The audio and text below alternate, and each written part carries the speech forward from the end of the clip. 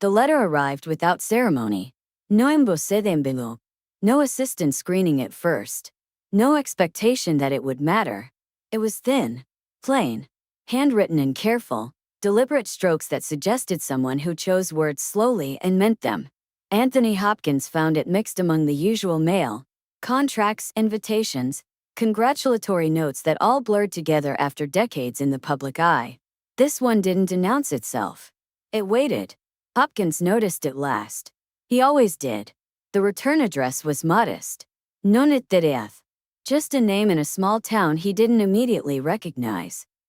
He opened it standing by the window, afternoon light slanting across the room, glasses low on his nose. The first line stopped him. I don't know if this will ever reach you, but I hope it does. He sat down. The writer introduced herself simply. A teacher. Secondary school. 32 years in the classroom. Nearing retirement. Not a fan in the usual sense, she explained. She didn't collect autographs. She didn't follow celebrities. But she had shown one of his films to her students years earlier. Not because it was famous. Not because it was prestigious. Because it asked them to sit with silence. She wrote about the class. How restless they'd been at first, how uncomfortable with pauses, with moments where nothing was explained. How one student had finally blurted out, "Why isn't he telling us what to think?" The teacher wrote that she hadn't answered. She let the question sit. And eventually something shifted. The students began leaning forward instead of away. They started noticing details. Glances. Breaths. The spaces between words. The letter wasn't flattering. Not in the way praise usually was. It was observant. She wrote about one student in particular. A boy who struggled. Quiet. Easily overlooked. He'd stayed after class that day, hesitant, then asked if she thought it was possible to be taken seriously without being loud. The teacher admitted she hadn't known how to answer. That was why she was writing now. I wanted you to know, the letter continued, that your work gave him a language he didn't have. Gave me one too. Hopkins read that line twice. The rest of the letter didn't ask for anything. No meeting. No autograph. No honestin. Just gratitude. And a quiet confession that she was afraid of retiring. Afraid that what she tried to teach would dissolve once she left the classroom. I suppose I'm writing because I wanted to tell someone who understands silence that it mattered to us. Hopkins folded the letter carefully. He didn't hand it to an assistant. Didn't dictate a response. Didn't mention it to anyone. He placed it in a drawer. And there it stayed. For years. The world kept moving. Films were made. Awards given. Speeches delivered. Hopkins continued working, continued choosing projects the way he always had, by instinct rather than expectation. The letter receded into the background of his life. Not forgotten but dormant. Yet it never fully left him.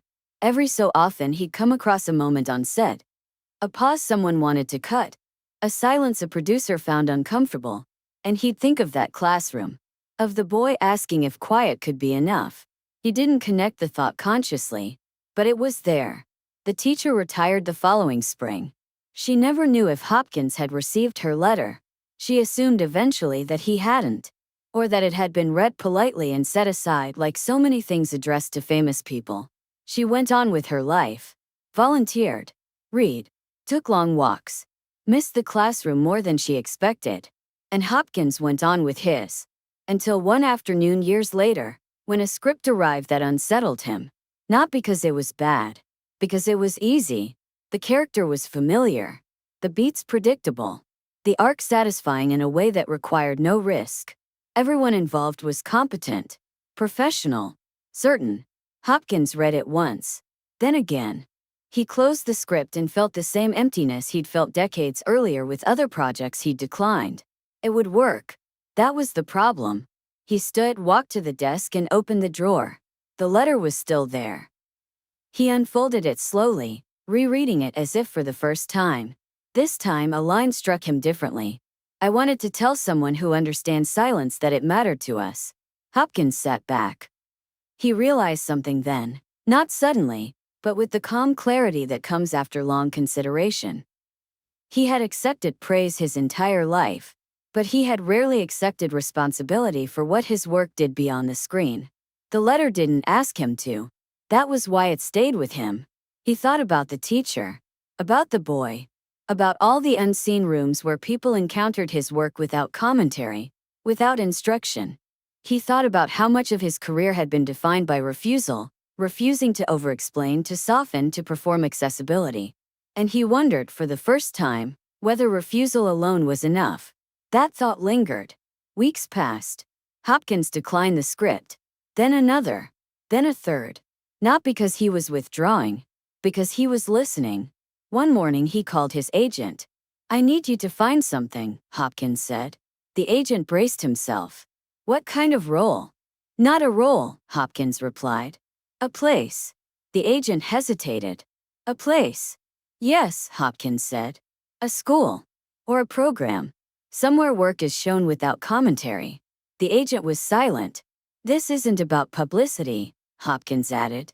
"I don't want my name attached." "That's going to be difficult," the agent said carefully. Hopkins smiled. "Then you'll know you're doing it right." The agent tried to clarify. "What exactly do you want to do?" Hopkins thought of the letter. "I want to support the kind of teaching that doesn't tell students what to feel," he said. "Only how to pay attention." The agent exhaled. "Tony, why now?" Hopkins answered honestly. "Because someone once told me it mattered. And I never replied." The agent didn't argue. It took months to arrange. Quiet inquiries. Private conversations. Conditions laid out carefully. Hopkins refused naming rights. Refused ceremonies. Refused photographs. He didn't want a plaque. He wanted continuity. Eventually they found it.